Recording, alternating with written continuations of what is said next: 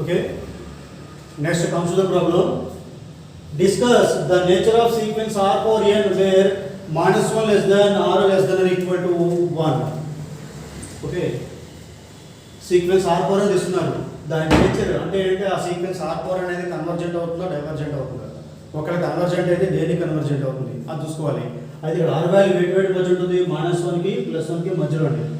అయితే are value equal to 1 కూడా తీసుకున్నారు. -1 less than r less than equal to 1 అంటే ఆర్ వాల్యూ 1 దగ్గర ఏమవుతుంది, -1కి 1కి మధ్యలో ఏమవుతుంది. ప్రతి పాయింట్ దగ్గర కూడా మనం సీక్వెన్స్ ఆర్ పవర్ యొక్క నేచర్ దాని కన్వర్జెన్స్ గురించి మనం మాట్లాడుకోవాలి. ఓకేనా? So come to the solution. Given sequence are power n where -1 less than r less than equal to 1 అంటే ఇక్కడ చూడండి మనం జాగ్రత్తగా ఆర్ వాల్యూ -1కి +1కి మధ్యలో, అయితే ఆర్ వాల్యూ ఈక్వల్ టు 1 కూడా ఉంది. ఇక్కడ మనం ఏం చేస్తామంటే ప్రాబ్లం మొత్తాన్ని 4 కేసులు చేయాలండి. అదేంటంటే ఆర్ ఈక్వల్ టు 1 అయితే అంటే కరెక్ట్గా ఆర్ వాల్యూ 1 తీసుకుంటే సీక్వెన్స్ ఆర్ పవర్ అని ఏమవుతుంది. తర్వాత కరెక్ట్గా ఆర్ వాల్యూ 0 కూడా తీసుకుంటాం ఒక్కొక్క నెంబర్ దగ్గర. ఆర్ వాల్యూ 1 అయితే సీక్వెన్స్ ఆర్ పవర్ అని ఏమవుతుంది కన్వర్జెన్స్ గురించి. ఆర్ వాల్యూ 0 తీసుకుంటే సీక్వెన్స్ ఆర్ పవర్ అని ఏమవుతుంది అక్కడ కన్వర్జెన్స్ గురించి మాట్లాడుకోవాలి. తర్వాత 0కి 1కి మధ్యలో తీసుకుంటే ఇది మూడో కేస్, ఇదేమో ఫస్ట్ కేస్, ఇదేమో సెకండ్ కేస్. థర్డ్ కేస్ ఏంటి, ఆర్ వాల్యూ 0కి 1కి మధ్యలో ఉంటే. ఇంకో కేసు ఏంటి, ఆర్ వాల్యూ -1కి 0కి మధ్యలో ఉంటే. ఆర్ వాల్యూ -1కి 0కి మధ్యలో ఉంటే మొత్తం 4 కేసులు మనం సీక్వెన్స్ ఆర్ పవర్ యొక్క కన్వర్జెన్స్ వాళ్ళ నేచర్ అని అంటే ఇక్కడ మనం ఇక్కడ నేచర్ అంటే ప్రజెంట్ మన టాపిక్ ఏంటి కన్వర్జెన్స్ గురించి మాట్లాడేది. కాబట్టి nature of sequence are power అంటే ఆర్ పవర్ అనే సీక్వెన్స్ యొక్క నేచర్ అది కన్వర్జెంట్ అవుతుందా డైవర్జెంట్ అవుతుందా. కన్వర్జెంట్ అయితే ఏ పాయింట్ కన్వర్జెంట్ అవుతుంది అదంతా మనం కనుక్కోవాలి. సో మొత్తం ఎన్ని కేసులు ఇక్కడ 4 కేసులు. ఆ 4 ఏంటండి, ఆర్ వాల్యూ 1 అయితే, ఆర్ వాల్యూ 0 అయితే, ఆర్ వాల్యూ 0కి 1కి మధ్యలో ఉన్న నెంబర్ అయితే, ఆర్ వాల్యూ -1కి 0కి మధ్యలో ఉండేటైతే మొత్తం 4 కేసులు. ఓకేనా? కేసు 1 ఫస్ట్ కేసు ఏంటి, ఆర్ వాల్యూ 1 అయితే. ఓకేనా? Suppose r equal to 1, r value equal to ఎంత ఇస్తున్నారు మీరు, r less than equal to 1 ఇచ్చాడు కాబట్టి ఆర్ ఈక్వల్ టు 1 అయితే therefore sequence are power ఏమవుతుందండి, ఆర్ బదులు 1 తీసుకుంటే ఆర్ బదులు 1 తీసుకున్నారు అనుకోండి సీక్వెన్స్ 1 కదా. అంటే ఏంటి, constant sequence.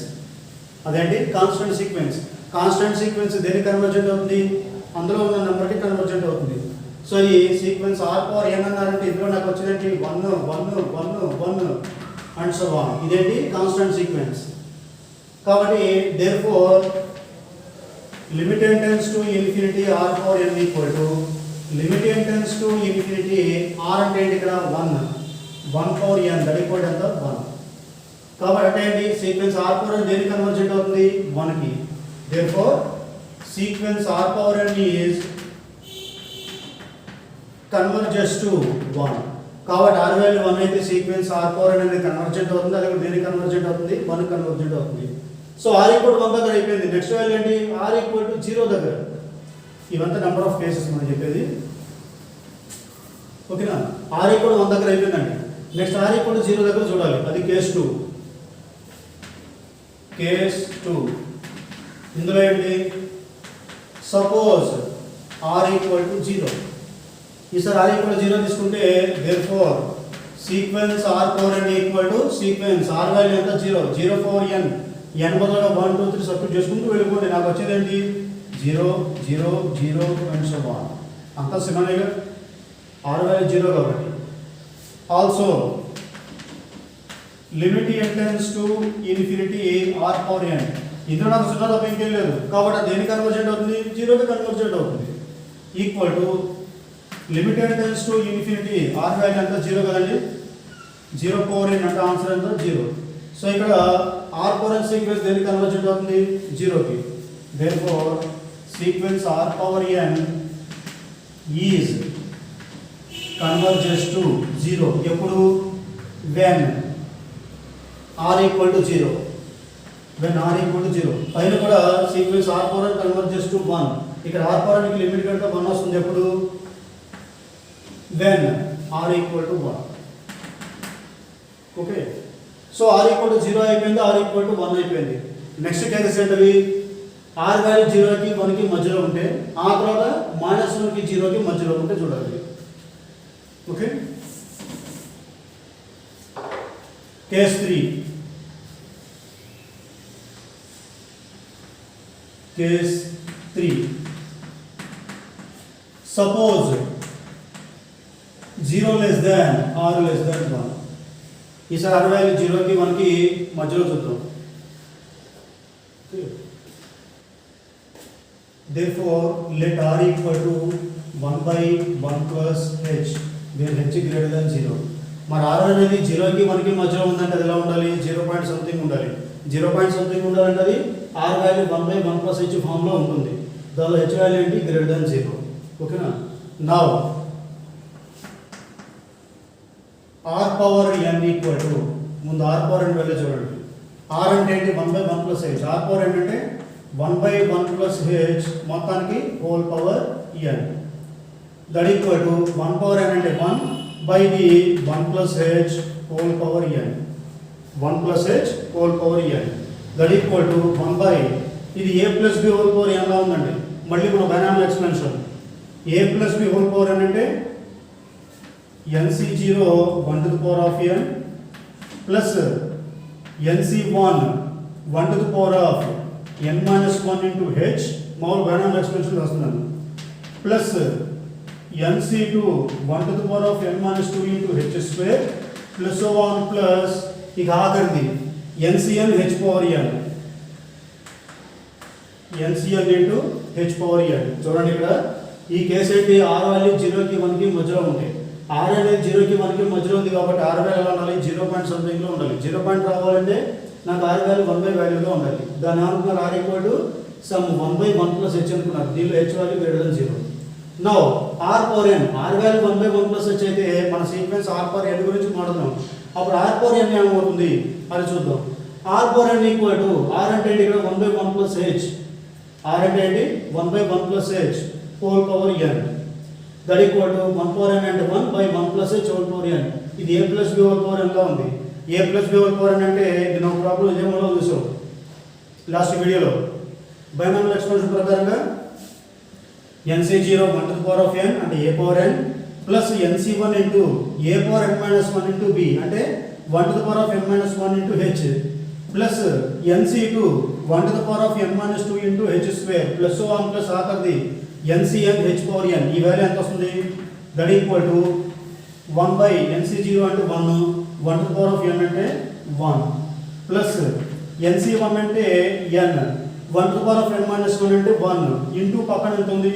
h plus nc2 అంటే n into n minus 1 by 2 factorial అంటే 2 1 to the power of n minus 2 అంటే 1 పక్కన ఎంత ఉంది? h square plus 1 plus ncn అంటే 1 పక్కన ఎంత ఉంది? h power n. h power n ఇదంతా దేనికి ఈక్వల్ అండి? r power. So therefore r power n equal to, ఇప్పుడు ఇదే వాల్యూ మనకి ఎంత వచ్చింది? 1 by 1 plus nh plus n into n minus 1 by 2 h square plus 1 plus h power n. ఈ value వచ్చింది. జాగ్రత్త చూడండి ఒకసారి. ఇప్పుడు డినామినేటర్ వరకే చూడండి. మామూలుగా 1 plus nh plus n into n minus 1 by 2 అంటే 2 factorial 2 h square plus 1 plus h power n. ఇప్పుడు దీనిలో nh చూడండి, ఈ టర్మ్కి మొత్తం యాడ్ అయ్యింది కాబట్టి మొత్తం వాల్యూ nh కంటే పెద్దది. కాబట్టి ఈ మొత్తం value is greater than equal to nh. ఇందులో ఉన్న nh కంటే ఈ మొత్తం వాల్యూ పెద్ద. nhకి అంతా కూడా యాడ్ అయ్యింది కాబట్టి nh కంటే మొత్తం వాల్యూ పెద్దది. సో ఈ మొత్తం కూడా greater than equal to nh. రెండోట్లా రెసిప్రోకల్ చేయండి అంటే రివర్స్ చేస్తే అప్పుడు ఏమవుతుంది? 1 by 1 plus nh plus n into n minus 1 by 2 h square plus so on plus h power n. ఈ వాల్యూ ఏమవ్వాలి? గ్రేటర్ దాన్ ఈక్వల్ వస్తా less than equal to 1 by nh. Less than equal to 1 by nh. Denominator మొత్తం కూడా greater than equal nh అండి. రెండోట్లో 1 by వేసారు అనుకోండి అంటే అప్పుడు 1 రెసిప్రోకల్ చేస్తే గ్రేటర్ దానికి వస్తే ఏమవుతుంది <1/nh. కాబట్టి ఇదంతా r/n, ఇదంతా ఈ వాల్యూ మొత్తం కూడా <1/nh. ఆల్సో r వాల్యూ 0కి 1కి మధ్యలో అంటే ప్లస్ కదా, 0 కన్నా ఎక్కువే కదా. r వాల్యూ పాజిటివ్ అయితే r/n కూడా ఏమవుతుంది పాజిటివ్ అవుతుంది. Also since r greater than 0, ఎందుకంటే 0 లెస్ దాన్ r అన్నాం. 0 లెస్ దాన్ r అంటే ఏంటి, r greater than 0. r greater than 0 కాబట్టి r/n is also greater than 0. So therefore r/n greater than 0 అంటే ఏంటి, 0 లెస్ దాన్ r/n. ఇక్కడ r/n is less than equal to 1/nh. ఈ value less than equal to 1/nh. ఇప్పుడు r/n అనేది 0కి 1/nh కి మధ్యలో ఉంది. మళ్ళీ sandwich theorem, Sn less than or equal to Un less than or equal to Tn ఈ ఫామ్ లో ఉంది. ఫస్ట్ సీక్వెన్స్ లాస్ట్ సీక్వెన్స్ దేనికి కన్వర్జెంట్ అవుతుందో ఈ మిడిల్ సీక్వెన్స్ కూడా అదే పాయింట్ కన్వర్జెంట్ అవ్వాలి. అదే విధంగా r4 అనేది 0కి 1/nh కి మధ్యలో ఉంది. ఈ 0కి లిమిట్ కట్టండి, 1/nh కి లిమిట్ కట్టండి. ఈ రెండు వాల్యూ ఒకటే వచ్చింది అనుకోండి లిమిట్ వాల్యూ, అప్పుడు మిడిల్ దానికి లిమిట్ కూడా అదే వస్తుంది. కాబట్టి ఇప్పుడు ఏం చేస్తారు, ఈ ఫస్ట్ దానికి లాస్ట్ దానికి లిమిట్ కట్టండి. Now limit 0 equal to n turns to infinity, constant కదా, కాన్స్టాంట్ లిమిట్ అదే వస్తుంది 0. అండ్ దీనికి limit n turns to infinity 1/nh. Limit n turns to 1/n అంటే ఎంత 0. కాబట్టి r4 అనేది వీటి మధ్యలో ఉంటుంది, దీనికి లిమిట్ 0 నే, దానికి లిమిట్ 0 నే. కాబట్టి బై శాండ్విచ్ థియరం r4 అనేది కూడా లిమిట్ ఎంత రావాలి, 0 నే రావాలి. దేర్ఫోర్ బై sandwich theorem,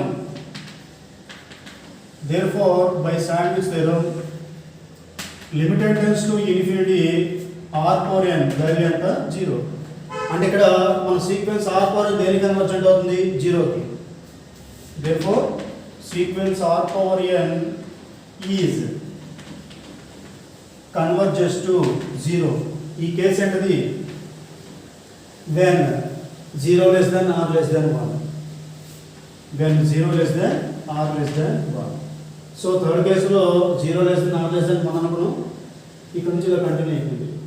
ఓకేనా. ఇక కేసు 4 ఏంటండి, కేసు 4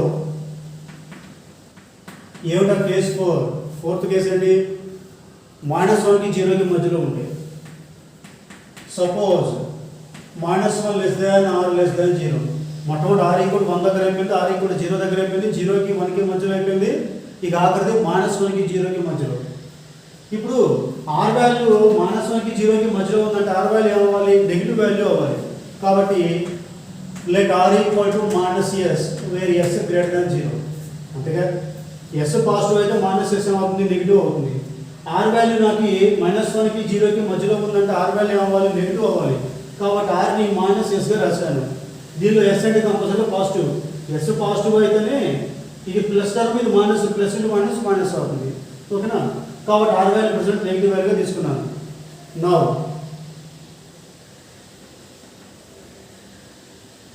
మనకేం తెలుసు, -1 less than r less than 0 అని తెలుసు, -1 less than r less than 0 అని తెలుసు.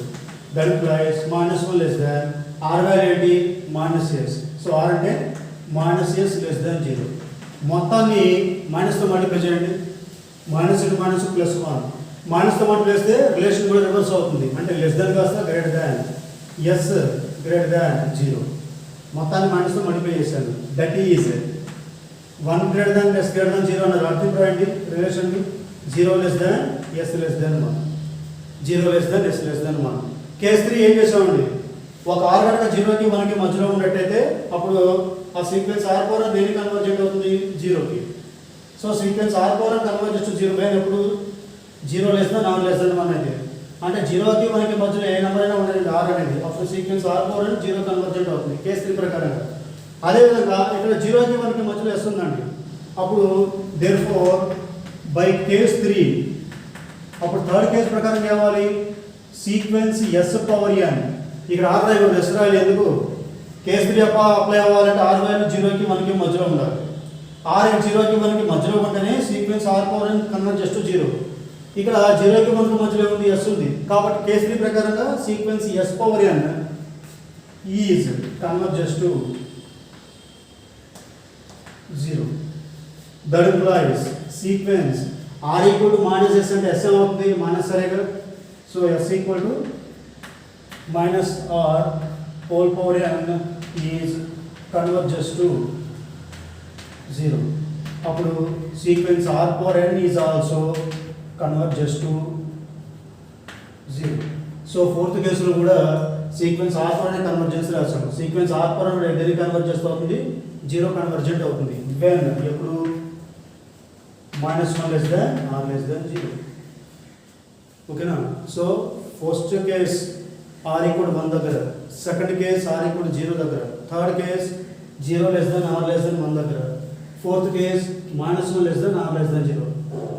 సో ఇక్కడ వాడు problem discuss the nature of sequence are power N అన్నారు. వేరే ఆర్ లిమిట్స్ ఇచ్చారు, ఎక్కడ నుంచి ఎక్కడ దాకా -1 నుంచి +1 దాకా. ఎక్కడ చూసినా సరే సీక్వెన్స్ ఆర్ పవర్ ఎన్ అనేది కన్వర్జెంట్ అవుతుంది. అయితే అన్ని చోట్ల ప్రతిసారి 1 పాయింట్ దగ్గర కన్వర్జెంట్ అవ్వట్లేదు. ఆర్ ఈక్వల్ 1 తీసుకుంటే 1 దగ్గర కన్వర్జెంట్ అవుతుంది అక్కడ. ఓకేనా. ఇంపార్టెంట్ టాపిక్ ఇది, మోస్ట్ ఇంపార్టెంట్ టాపిక్ ఇది, సీక్వెన్స్ ఆర్ పవర్ ఎన్.